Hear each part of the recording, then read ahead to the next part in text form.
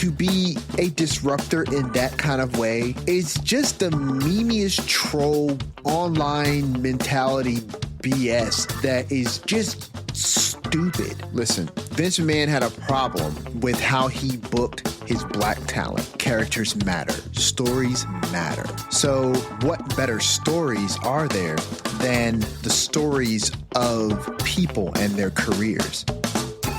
Welcome to the Lariat Lounge. I'm Everson, your host. This is the place of smart takes, hard hits, real talk. So I just finished watching the Hall of Fame 2025. I always enjoy this event because for me, I am a stories character-driven type person, right? I've said it before up here. I'll say it again. It is always something that is very important to me. Characters matter. Stories matter. So what better stories are there than the stories of people and their careers? So sitting down, grabbing a drink, for me, it's a Celsius or a bottle of water, and listening to the stories of superstars that I've grown up with, that have been influential in my development and love for professional wrestling, to give them their flowers while they're still here or honor them post-mortem if they're not. These type of things are important to me. And so watching the Hall of Fame every year is something that I don't do because I feel obligated to do so. I genuinely like to watch. I genuinely like to understand the history, the story behind the story. And this year, I absolutely had to watch Triple H, Paul Levesque, be inducted into the Hall of Fame. For the longest time, Triple H was my favorite wrestler. And I think if I had to give the answer right now, for me, in the generation of wrestling that I have lived through, who has been the most influential professional wrestler in my life, it would have to be Triple H. He was always my favorite, and I was absolutely going to listen to the stories that he told and to get insight on his life. But I wanted to talk about the show in general, because there's a lot to glean from these things. And for me, I'm just going to divulge with you some of the things that I took away from watching the red carpet event prior to the show, as well as the show itself. So if you've been tuning in and you've been liking this content, reach out to me and let me know what you thought of the Hall of Fame ceremony. Okay. I'm on all podcasting platforms at this point: iTunes, Amazon, Google Podcast. Wherever you get your podcast, you can find the Lariat Lounge and you can hear this commentary. So if you like this and you've been listening, interact. You can interact with me at the Lariat Lounge at gmail.com. Let me know what you thought of the Hall of Fame and, open up a dialogue with me. I'd love to hear what you thought. So this iteration of the Hall of Fame was one that contained quite a few wrestlers that I absolutely grew up watching, right? Michelle McCool was put in this year. The Natural Disasters were inducted into the Hall of Fame. Lex Luger was inducted into the Hall of Fame. And, of course, Triple H. But then you had your honoraries.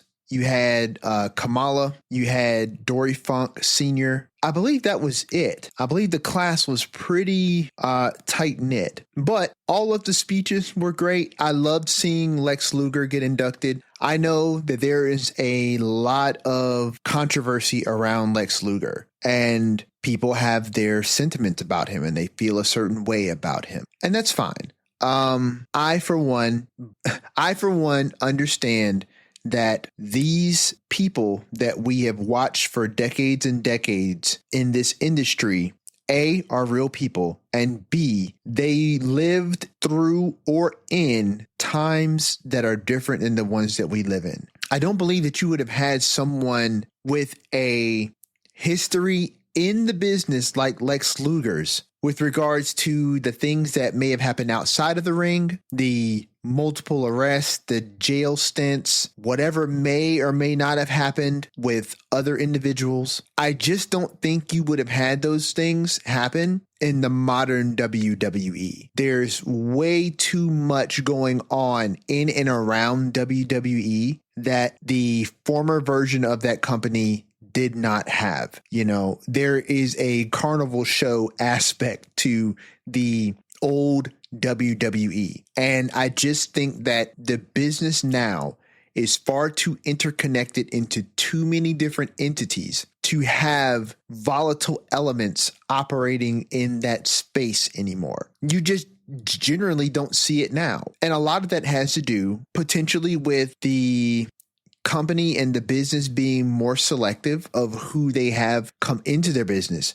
But I don't think that's the reason why you wouldn't have had someone like Lex Luger. I think you would not have had someone with Lex Luger's history because someone like Lex Luger would have been in a much better environment to help keep him on track. Those guys back then, as multiple people stated, including I think maybe Luger himself, or DDP or Triple H, about how those were the days when the world that surrounded professional wrestling could chew you up and spit you out. And we don't live in that world anymore. We live in the world now of the internet being really mean to you. But the worlds are night and day. And I think that someone like Lex Luger would have been far more insulated from those types of ills had WWE then been the type of company that it is now. So with that,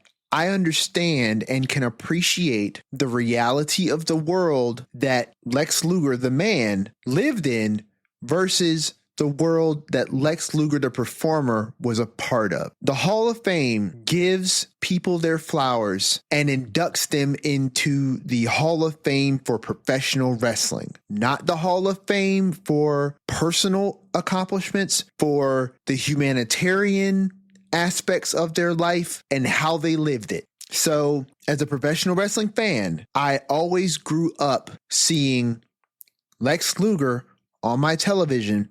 Whether it was for WWE or WCW, he was a very big part of my childhood. To see him get his flowers, particularly in the current condition that he is in. And that story behind him becoming a quadriplegic is absolutely insane. And what he has had to do just to get a modicum of his mobility back is nothing short of amazing. So I loved seeing him become an inductee into the Hall of Fame. It's easy to forget how big the Lex Express actually was. It's easy to forget that.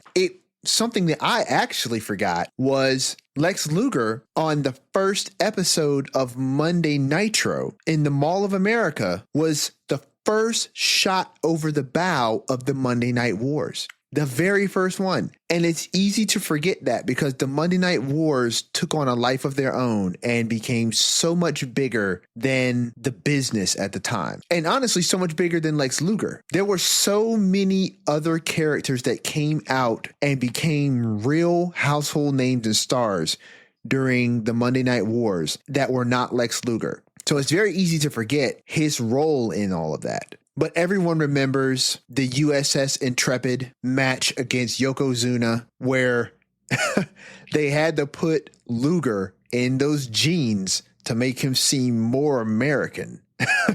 But he slammed Yokozuna, and that was supposed to be his Hogan slamming Andre moment because that's what the WWE was trying to do. They were trying to make the next Hulk Hogan. Not his call. It was WWE's call. But that to me does not detract at all from Luger being who he was influential wise for the industry. So it was nice to see him get his flowers. It was also nice to see Michelle McCool get her flowers. Whatever you may think about the politicking behind the scenes, what she did coming up through the Diva search, being a middle school teacher and segueing that into a legendary career in professional wrestling. It is worth honoring. It's genuinely worth honoring. As someone who has always loved and admired professional wrestling, and seeing someone take that step from what it is that they're currently doing in their lives to betting on themselves and stepping into a world that frankly they don't understand, that they're afraid of, but doing it anyway and becoming successful at it. I can't be mad at that. And I don't want to, so I'm not gonna. Give Michelle McCool her flowers. I'm happy to see her go into the Hall of Fame. Then we had Kamala Honorary go into the Hall of Fame. He was certainly an attraction for sure. He was also definitely a Vince McMahon trope. This speaks nothing negative about him. But listen, Vince McMahon had a problem with how he booked his black talent. And we all know it. It was there. It was very apparent. But to be fair, Vince McMahon back in those days had a real problem booking all of his talent. He came from that Carney era where in those days when Kamala was wrestling, everyone was a gimmick, right? We inducted the natural disasters, earthquake and typhoon. I mean, love the natural disasters, right? But we're talking about earthquake and typhoon. Typhoon, who had previously been Tugboat. Tugboat wore an old school sailor's outfit and was named Tugboat.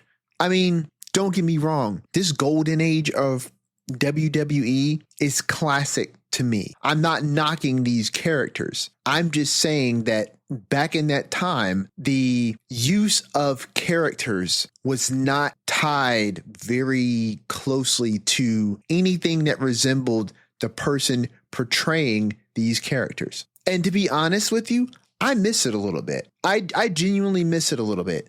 And I feel like certain aspects of professional wrestling are a lost art. We'll get to that. I do want to get through talking about Kamala. But it was nice that he got inducted. Obviously, when you have these honorary people into the Hall of Fame, they're not with us anymore. That's the same with Dory Funk Sr. So kudos to them for finally getting into the Hall of Fame. We also had the first of the legendary matches to be inducted into the Hall of Fame, and that was Austin versus Brett at WrestleMania 13. That's a legendary match. Even if you're not super familiar with the match, everyone remembers two things about that match. Well, three things about that match for sure. Austin's entrance was the glass-breaking entrance at 13. That was Austin getting busted open and the sharpshooter being applied to him, and that shot of him with his mouth open and he's bleeding all down his face. And the fact that Brett won, but Austin never tapped. He passed out. Everyone remembers those three beats. And like I've said before, man, moments matter. The moments are what people remember. So the match and all the technical aspects of it, that is the through line of the match.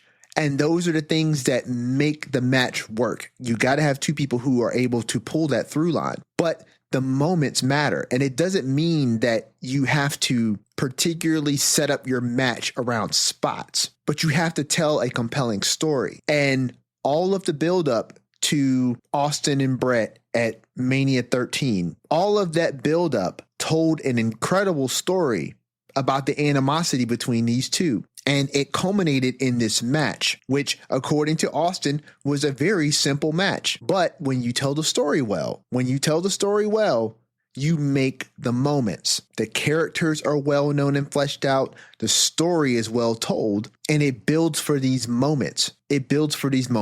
Because in the matches since Austin Brett at Mania 13, we've had countless matches where people have bled and people have passed out instead of tapping out. And we don't always talk about those because the stories matter. The characters matter. So it was awesome to see those two go in again into the Hall of Fame for that match. Then let's see, who else did we have? We had Michelle McCool. We had the Natural Disasters. We had Lex Luger. Yeah, and then we had Triple H, and he was the headliner. So they did a lot of video packages leading up to his speech. And like I've said before, WWE does an incredible job with their video packages. Those people need to always get their flowers because they do an incredible job of hyping up a lot of things.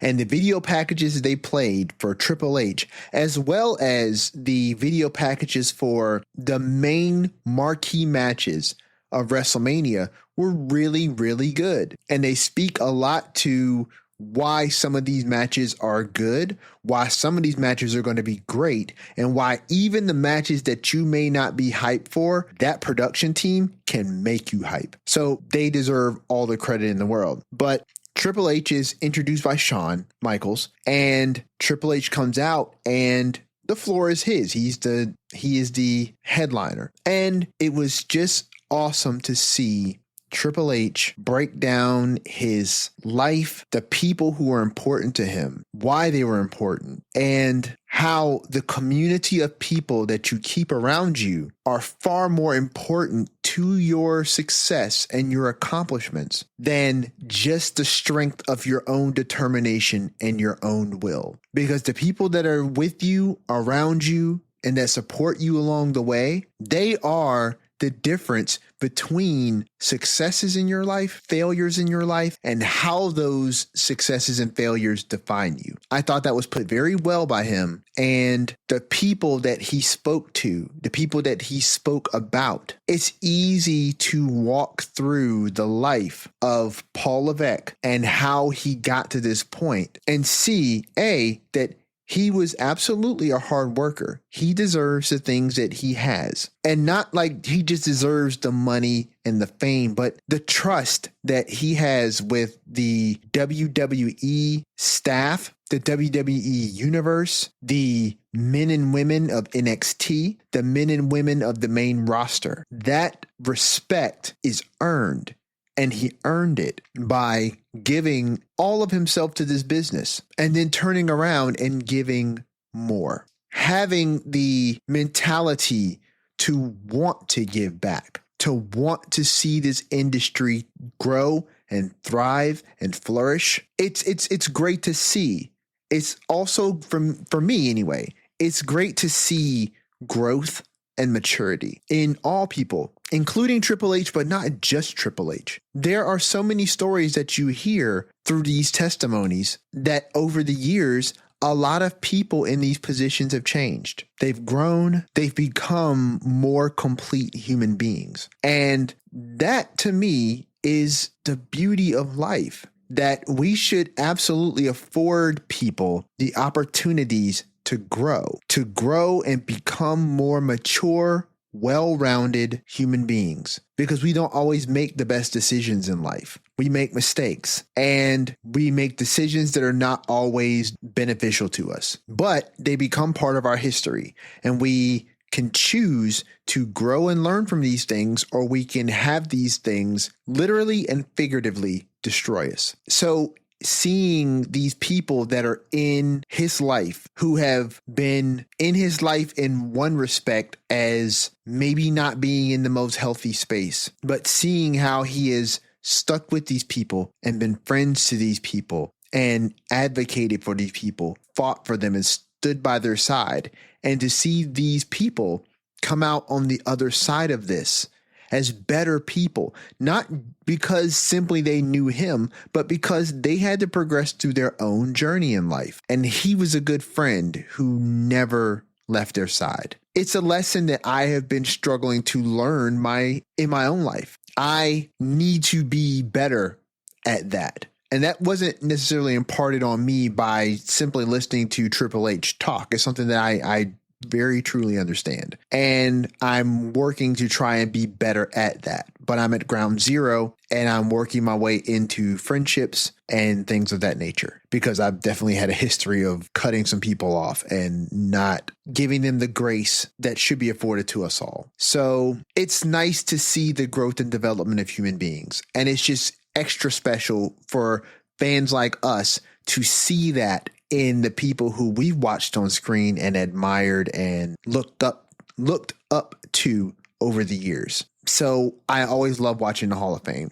And they can be a little long, but I think it's worth it to sit through and appreciate these people and give them a few moments of your time because they've given you so much of themselves over the years. So I thought the Hall of Fame was really great. I thought it was fun. Now, there are some things about the Hall of Fame that I did not like, and it had nothing to do with any of the inductees, but there were just certain things that let me say this, certain things that I noticed, and I always reserve the right to change my mind on things, to amend what it is that I'm thinking as more information is gathered. I don't believe that it is the best position to have if your position is never in a position to change. So if the stance you take on something never changes despite what it is you see, you might want to check yourself because you may have some bias that's keeping you stationary when you should be willing to be able to adjust and move. So let's start with the red carpet. When I'm watching the red carpet, I watched Charlotte Flair be interviewed,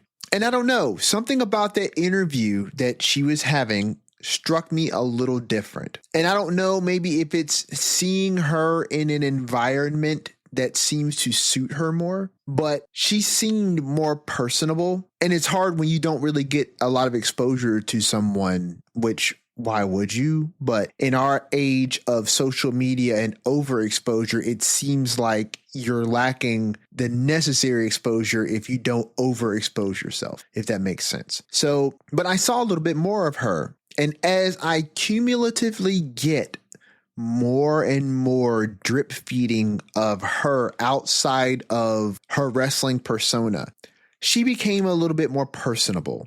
Now, do I think that the prior assessment that I had of questioning whether or not Charlotte has it in her to really display in the ring a different side of her, I think there's still room for debate on that. But she definitely came across as a bit more personable. I liked seeing that because it lends a little bit more to the story of Charlotte Flair, the character, when I could see a little bit of the difference between her, the character, and her, the person. But, you know, the jury's still out. I don't know anything, and I'm not up here trying to make any assertions or assessments of people's character. So I don't want that to be the running theme here. And I'm certainly not trying to rag and dog Charlotte Flair. She's incredibly talented. And, you know, I just want to be honest about what it is that I observe. But this is not an impugning of her character. This is just me trying to understand the things that I'm seeing when I'm seeing them. So I saw Karrion Kross. He got briefly interviewed. He and his wife, Scarlett, I think that's his wife. I know it's his partner. It probably is. They probably are married. I know, at least I think I know, that his demeanor on the red carpet was him working an AJ Styles angle at, you know, the red carpet. And, you know, for what it's worth, he could be one of those method actors with regards to how he approaches his persona in professional wrestling. There are some people who don't take the persona off. It's often talked about that in the early days, The Undertaker was The Undertaker everywhere. Like, he didn't walk around with the garb on, but you didn't see Mark Calloway when he was out. He didn't interact with the fans in that way because he kept his character on even when he was out of the ring, when the cameras were off. Karrion Kross could be one of those people where he's always working the camera, he's always working the audience. And that could be what he was doing there. I hesitate to think that he was actually angry about anything. I'm just speaking to the event itself and how his persona and his interactions with Peter Rosenberg felt when I was watching it. And it just felt out of place. So this is not me saying that I believe that he was actually mad or believe that he was working an angle, because like I've stated before, I understand the difference between reality and fiction. Okay. So I don't need to know whether he was working an angle or not in order for me to ingest the situation, because I'm stuck in the biz of all of this. I'm just saying that it felt weird. It felt a little out of place. And that's fine. I'm just saying it felt a little out of place. It felt a little awkward there because it feels like sometimes the interviewers don't always know how to respond to these things. They work in the wrestling industry, but they're not wrestlers themselves, right? So they don't always know how to play off of the work, if it is one. Now, Byron Saxton, on the other hand, handles this incredibly well because Byron spent a decent amount of time in the ring being a wrestler. And a lot of people who are newer to professional wrestling have never seen Byron in that position. But he has that experience. And so Byron is able to work very well in these spaces where the line between reality and kayfabe is blurred, where a work and a shoot is not easily determined. And Byron knows how to play off these things. And he does an incredibly good job. It's part of the reason why he's still with the WWE and he does an incredible job with this stuff. But Peter Rosenberg, I don't know. I think he knows how to do these things, but I think he probably does a better job of these things when he understands what the situation is prior to. And it seemed very apparent in watching that he didn't. He didn't know what was actually going on. So Karrion Kross, being the professional that he is, if he is selling right now, if he is working this promo, he does it really, really well. And he does it in a way where it's indistinguishable from somebody who's shoot pissed. And it seemed like Peter Rosenberg was thrown off a bit and did not know how to handle it. But he's a professional, so he knows how to handle interviews. But it seemed like there was a moment there where Peter seemed to be trying to continue to work this interview, and Karrion seemed to not be having any of it. And Scarlett was not in on the gag. She was not in on the act. So that for me was the other thing that was a little odd, because I would think that if Karrion Kross is working there, right? If he is playing up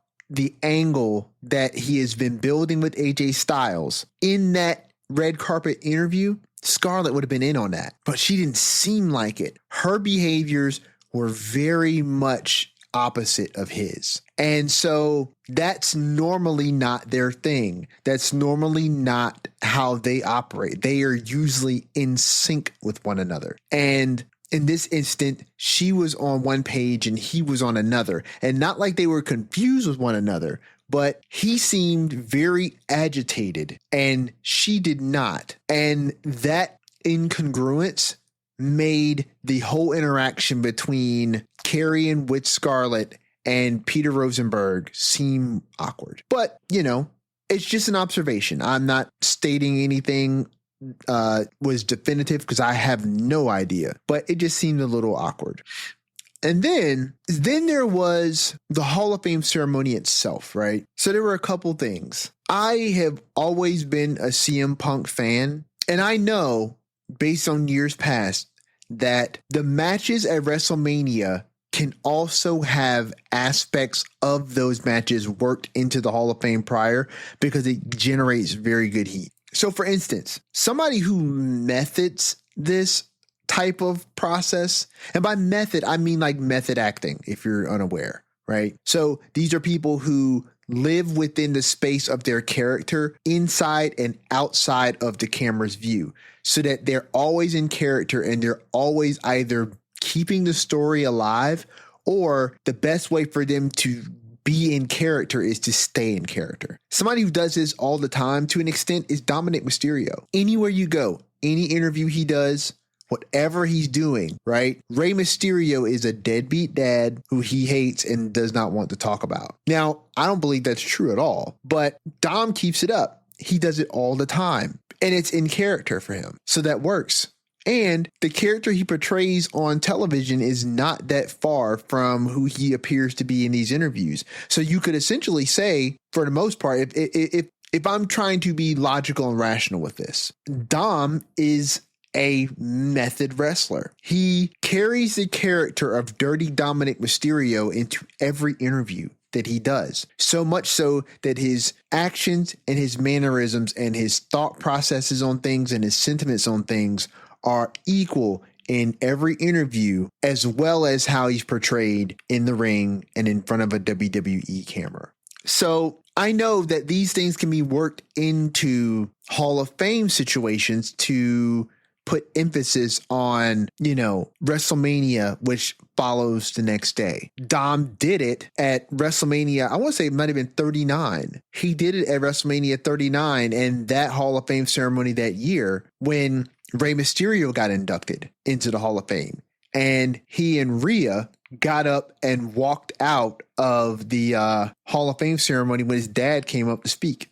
And it emphasized the match that they were going to have. So this could be what was happening here. But when CM Punk came on stage to introduce Bret Hart and Steve Austin for the Immortal Moment, I think is what it was called, he kept saying, "This is not about me," so much that it seemed like someone who is consistently making the moment about him.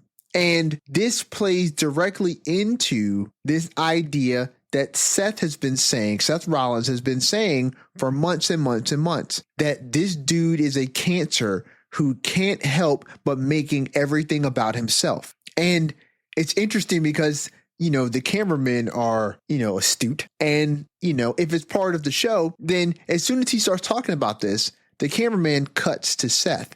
And the look on Seth's face is one of, here he goes again, taking this spotlight away from two other people to put it on himself and then pretending it's not about him. It's just interesting how that played out. And, if this is a work and I'm being worked, then hey, you know what? Excellent. Because I am a fan of professional wrestling first and foremost, and I love being worked. Work me. You know what I mean? Work me, because I love it when the storylines enrapture me. And if this is what they're doing, hats off. Amazing. But it seemed a little odd. It seemed a little weird. And maybe this is what WWE is going for.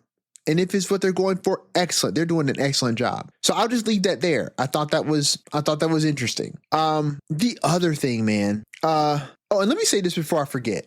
So I don't know, maybe it's just me, but I have been hearing "I love that for you" a lot this year.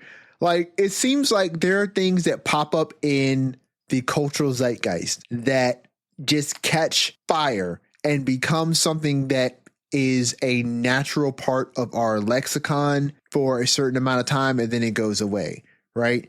But I've just been hearing "I love that for you. I love that for you." And it's also, it's almost becoming like a meme in and of itself, where the phrase "I love that for you" is supposed to mean exactly what it means. But then it almost turns into like this backhanded compliment, where it's like, "Hey, your life is going terrible. I love that for you." It's or when you're saying something truthful, like, "Oh, you're this thing, you got this and you've got that and you've got these things, you got that. I just love that for you." And it's almost like you don't. "Oh, I love that for you." I don't know. I've been hearing it quite a bit. And I just wanted to point that out because when Peter Rosenberg was interviewing Charlotte and they were talking about something and he was just like, "I love that for you." And I was like, I've never heard you say that ever. But when things get into the cultural zeitgeist and it becomes part of that lexicon, we use these things because it is a terminology or a term of phrase that people are using and they understand on a colloquial level. It means something contextually and we get it. When that context changes over from actually meaning "I love that for you" to the backhanded compliment, right? Or understated insult of "I love that for you," then we will use it another way. Certain people will stop using it and then it slips out of our lexicon and something else replaces it. That's typically how these cultural zeitgeist things work. So we'll see, but I don't know. I love that for you. So yeah, the other thing about the Hall of Fame ceremony was the fans. I get it. I get it that the WWE has these events right after SmackDown. The Hall of Fame comes after SmackDown.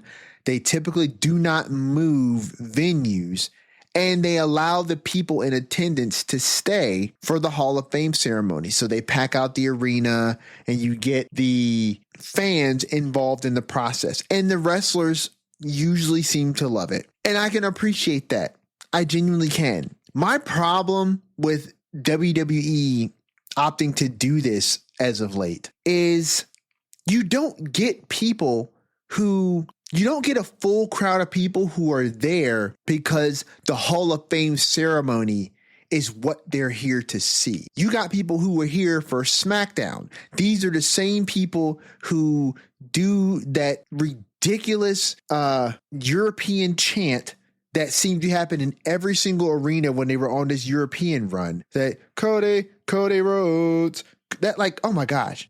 I was so glad when they left Europe. Nothing, no disrespect to any listeners in Europe. I love you guys. We're all a part of the WWE community. But that chant in particular, woo, boy, that to me is as grating as the what chant. But what I'm saying is the people who show up for SmackDown are not always the people who put forth the temperament that you would expect to be put on display for an event or an occasion such as the Hall of Fame. Some of the snarky things that people were saying and shouting, and some of these sentimental moments to me are a bit disrespectful. B, they're just not appropriate for the moment. And C, I don't necessarily think you have to care about taking anybody else out of the moment, but recognize that not only is the person that's on stage who's being honored opening up about these different types of things, but the arena is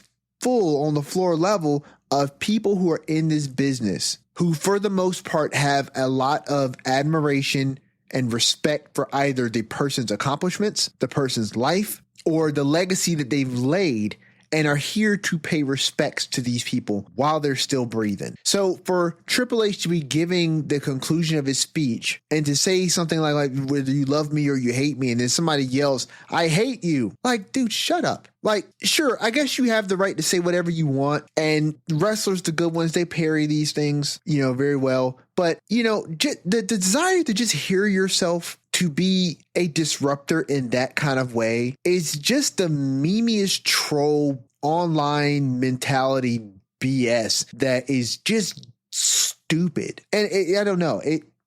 I genuinely think that it's dumb, but hey, we live in a free country, heckle all you want. It's part of, what happens here. You have the freedom to say and do what you want. And I had the freedom to speak about how I feel about that on my podcast. So, the people who do that type of stuff, I mean, I guess you're free to do it, but you seem like an idiot. And, you seem pretty desperate to want to get your voice heard for the 15 seconds that is heard. And, whatever, you got it. But it's still dumb. But aside from all that, man, the Hall of Fame ceremony was great. I had a good time. It's a great show. And paying respects to these people who paved the way, who put down the legacy, put in the time, and are able to get their flowers while they are still here is great, because you hear the emotion from Typhoon knowing that Earthquake has passed and he's not here.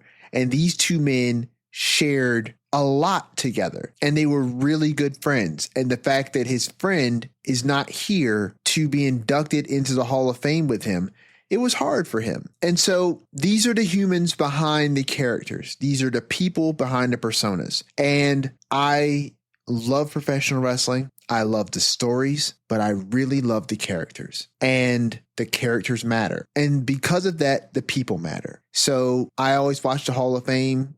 And unless I am somehow unable to, I always will. And I genuinely hope that one day I am able to attend a WWE Hall of Fame induction ceremony in person and be able to experience what that's like firsthand. But I just wanted to do this quick special episode of the Lariat Lounge to share with you my thoughts on the Hall of Fame induction ceremony 2025 and the class of 2025 and what I thought of it. Share what you thought about the Hall of Fame ceremony with me. Reach out at the Lariat Lounge at gmail.com and tell me what you thought. What were your thoughts on any of the inductees or the people who inducted them? What did you think about Triple H's speech? Let me know. I am anxious to hear what it is that you have to say. WrestleMania 41, night 1. It's right around the corner. Do not forget, if you have thoughts on the card, if you have thoughts on the matches after the fact, and you want to share them with the podcast,